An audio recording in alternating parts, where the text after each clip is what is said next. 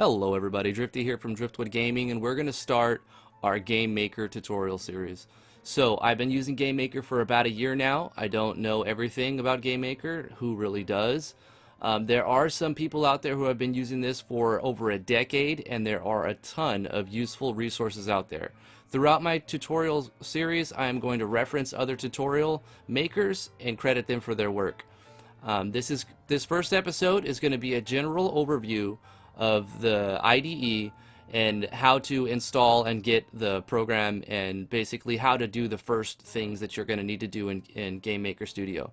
So, being a huge RPG Maker MV fan and RPG Maker in general fan, I want to try to make an RPG, but we're going to use GameMaker Studio.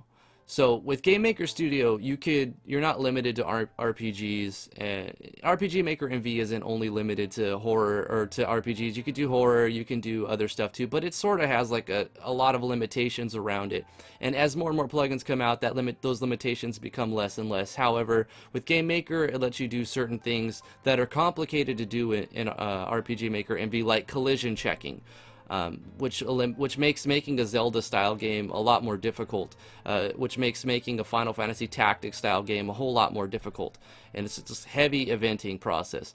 Using GML, which is GameMaker language, we're going to design a basic Zelda-style type of game, but this is going to be, my tutorial series is going to be simple things to start with, like how to do this in GameMaker, how to do that in GameMaker.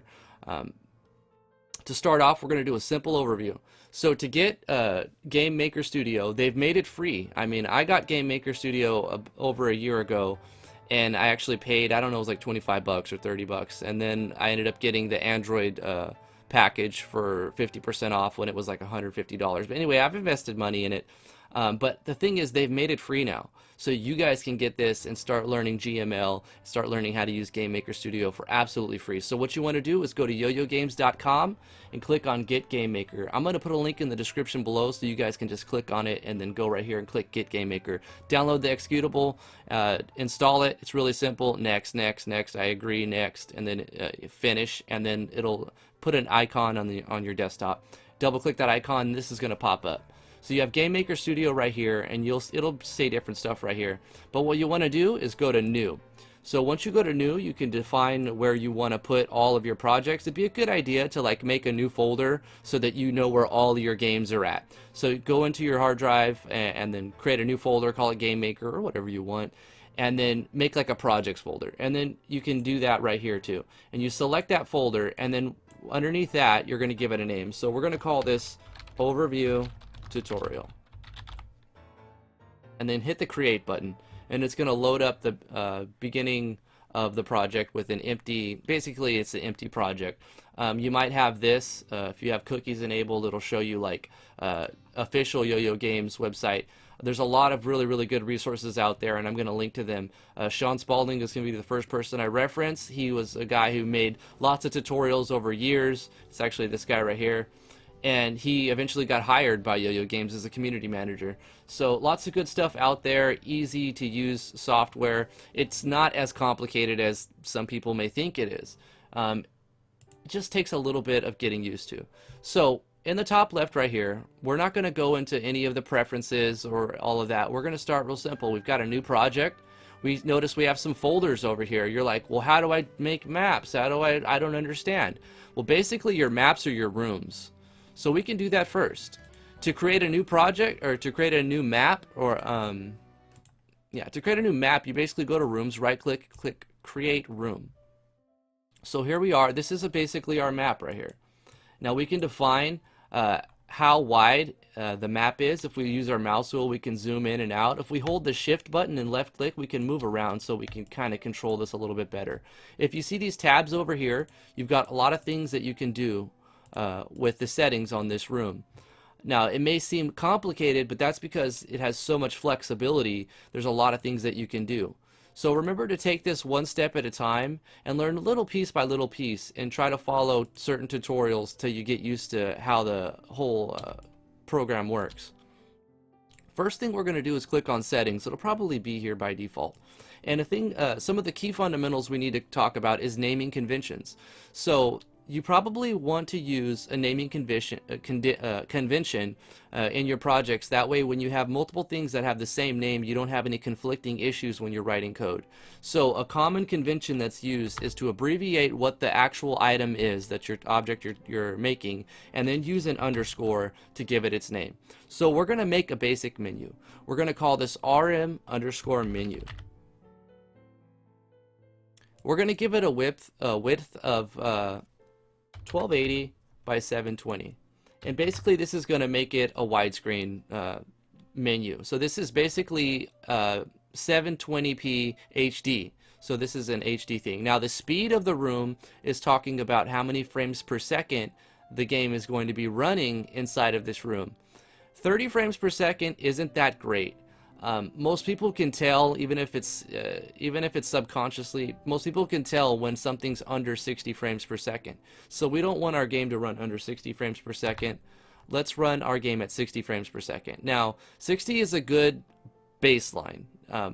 You can only see as many frames as you have a monitor with refresh rate. So this monitor has 144 hertz, so I can go 144. But if I were to export my game and somebody was trying to play this game and they only have a 59 or 60 hertz monitor, the game may not function, you know, exactly the same. Because if you're basing a lot of your timers off of the frames per second in the room, then it could cause some issues. So what we're going to do is we're going to do a baseline of 60 frames per second. So we'll change that 30 to 60. Now we're not going to go over everything, but certain key things that I think is important I'm going to stop and talk about. So when you see the word persistent, that means is it going to persist through different map changes and different times in the game. This is our menu map. We're not going to have our menu persist into the start of the map, so we're going to keep that unchecked. Clear buffer, we're going to leave everything defaulted until we know exactly what it does. A good idea when messing with new software in general is if you don't know what it does, unless you're experimenting to figure out what it does, leave it alone. Now, it's always a good idea to hit F1. This is the best piece of advice I can give you in this entire tutorial. F1 is going to bring up your help menu. Now, GameMaker Studio has the best help menu of any piece of software I've ever used.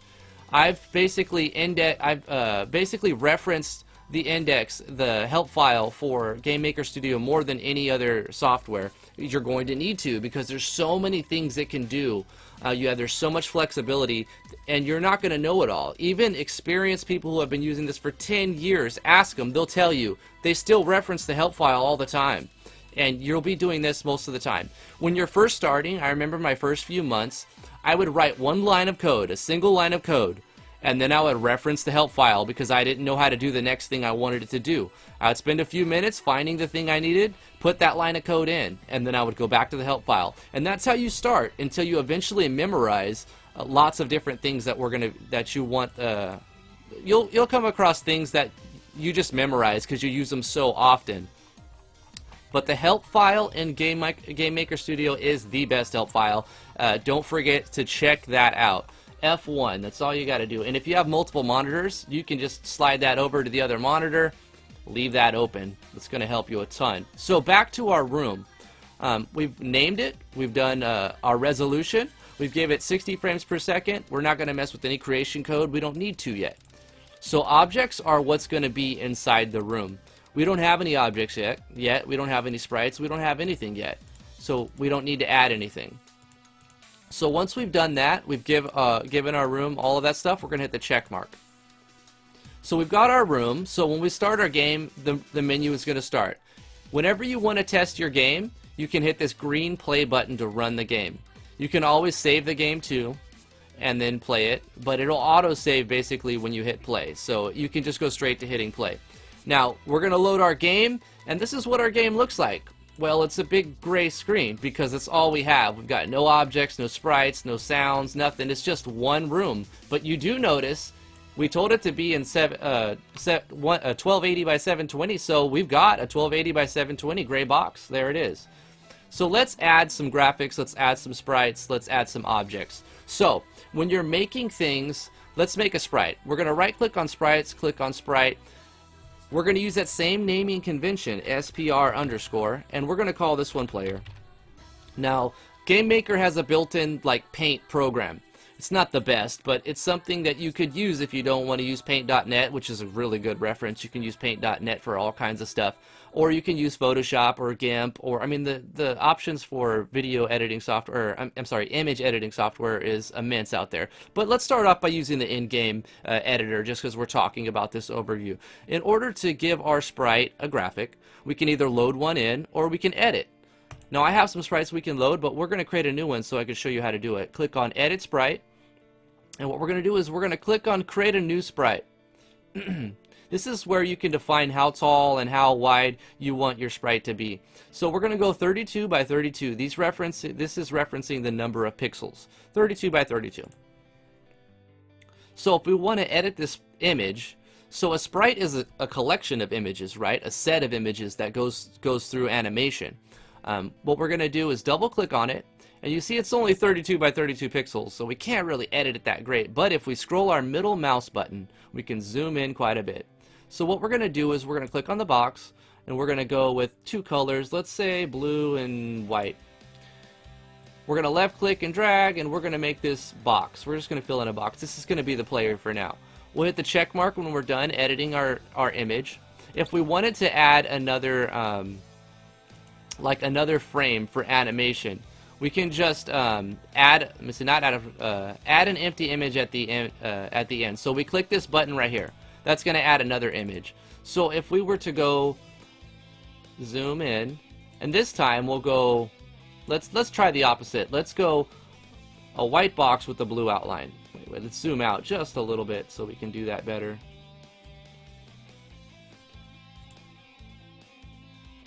If you make a mistake, you could always undo. There's our undo button. Let's try that again.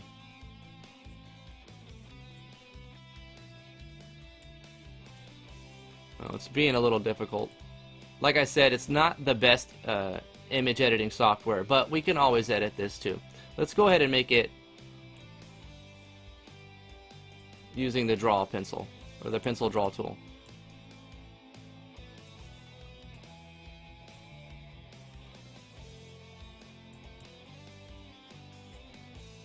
Alright, we'll hit the check mark when we're done. Now if we click on the show preview, it's going to toggle through, whoa, epilepsy warning.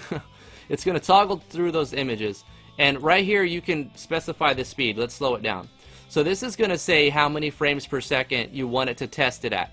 So at 3 frames per second, it's still going through the image pretty quickly. And you notice we're going to be at 60. So that's going to be really, really crazy. Let me slow that down so nobody has a seizure.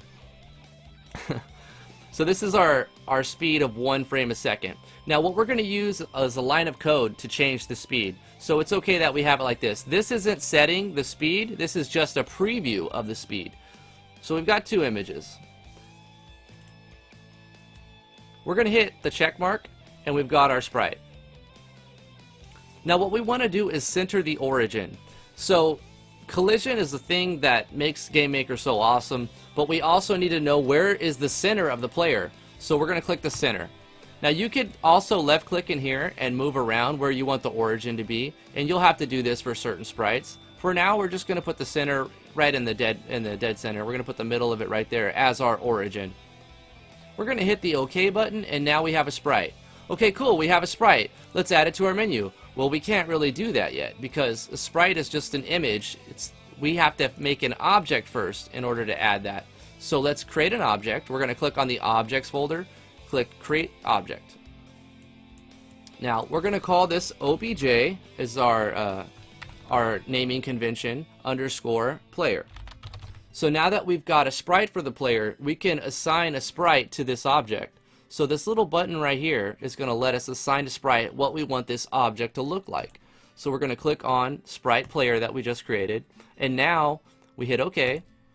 If we go to the objects in our room, which we can zoom out if we hold the middle, we do the middle mouse button in and out. We can also hold the space bar to move around to get a better view of what we're doing.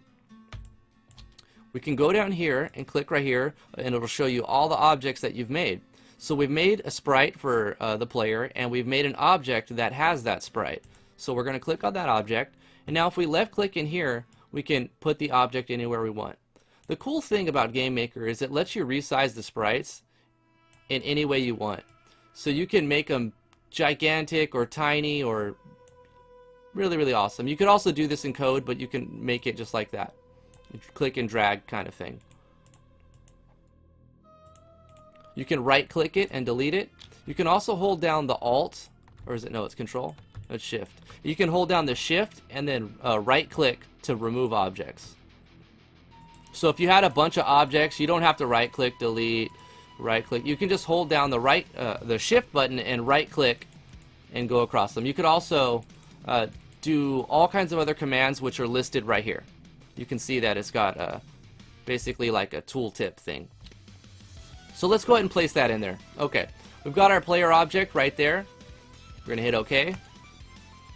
And if we were to run the game, we would see a little blue object with the 720p, but it's not going to be able to do anything because we haven't given it any code at all. So inside of the object we created, we're going to go to Properties. Okay, so an event is basically the timing of when code is going to run, and the action is going to be the code that's running. So we're going to add an event. And this is going to be, we'll go over all these in detail, but what we're going to do first is we're going to do the create event. So as soon as the map is loaded and the event is created, this is what's going to happen. Now just like in RPG Maker MB, there's buttons that do shortcuts to make things easier on you. So if you wanted to move an object, well, moving isn't actually the best way to go about doing this. But let's go over some of the buttons. So what we're going to do is we're going to left click and we're going to drag it into actions. So this is going to apply to self, to the object player. And we can set the direction we want and the speed we want. We can give it 1 for now. So when the object is created, it's going to move right. That's not going to help us very much. That's not going to give us any control. So we need to do a different event. Actually, we can do an event inside of GML. I think how I'm going to do this is going straight to code because that's what I know the most besides all these buttons. So the main thing you're going to be doing, and a lot of people just start straight with code, so I think I should do the same. So you're going to go over to the tab that says Control and click on Execute Code and drag it into the actions. Now this is going to bring up like a text box thing where you can input your script or your code for what you want to happen. And the first thing I know is we have an image with 2 frames and we're going to be running 60 frames per second. That's going to run super duper fast. So we need to slow that down a lot. So we're going to use a code. The first line of code I'm going to teach you is image_speed. So image speed is going to tell the game how fast you want this object to run. So we're going to say 0.05 and then we're going to do a semicolon for an end line. So when the game is created, it's telling it that we want this object to run 1/20th of 60 frames per second. So it's going to run a lot slower. We might even have to slow that down a little bit more. Okay, so we need to figure out a way to move the player. So what we have to do is add a step event. So inside of the step event, we're going to click on add event, click on step, and click on step. Now this is saying the when we're going to be doing something, and then the action is what's going on, what's going to happen. So the step is going to happen every frame of the game. So we're running 60 frames per second, so this step event is going to run 60 times every second. So we're going to be under control here, we're going to go to code and drag in some code. So what we want to do here is write some code that's going to check if we're pressing a button. Now we could also do this with a different action. If we add event and we go keyboard press, and we can go left or we can add a key. So whenever we're pressing a key, it's going to do something, but I want to do this in the step event. So inside of our step event, we're going to go if, and if that button is being pressed, we're going to do y minus equals 1. Let's see how that goes.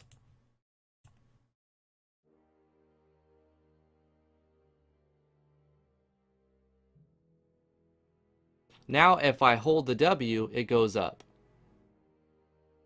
So we can do the same thing. Let's actually... go back into properties. Inside of our step event, our code, we can do another conditional statement that says if keyboard underscore check board A, we're going to do y plus equals 1. Now if we're pressing A, wait, actually we want that to be S. If we're pressing S, we'll go down. And you can sort of guess of what we're going to do next, so we might as well just copy paste this, change this to A, make this the X coordinate. And X will be subtraction to go left, so we're going to do minus equal. We can copy this, go right here, paste this, and do a D, and then plus equals 1. Hit the check mark, hit OK, run the game.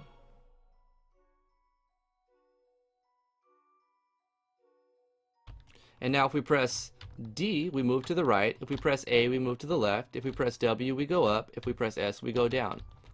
And that's the basics of how to move an object. There are a million ways to do this, and this is not the best way.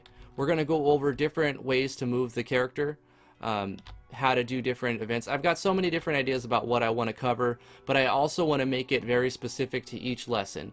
This is kind of an odd lesson because I need to go over the first, for somebody who hasn't used GameMaker Studio yet, how do I even do anything? How do I make a room? How do I make a sprite? How do I make an object? What is GML? The biggest tip that if you take anything from this tutorial, it's that you want to learn how to use your help file. Use your help file. F1 is your friend. I think this tutorial has gone on for long enough now. Stay tuned for more tutorials. If you have a special request that you'd like to see, please put it in the comments below. I'm not as familiar with GameMaker as I am with RPG Maker, so keep that in mind. I am not an expert. I am an amateur, and this is a hobby. But I may be able to help you with some things. So thank you guys so much for watching. If you found this helpful or informative or inspiring, please give it a thumbs up, like, favorite, share, subscribe, all that good stuff. It really helps. And if I get enough views and enough people want to see me do GameMaker content, I will put out some more tutorials. So thank you guys for watching. We'll see you in the next episode.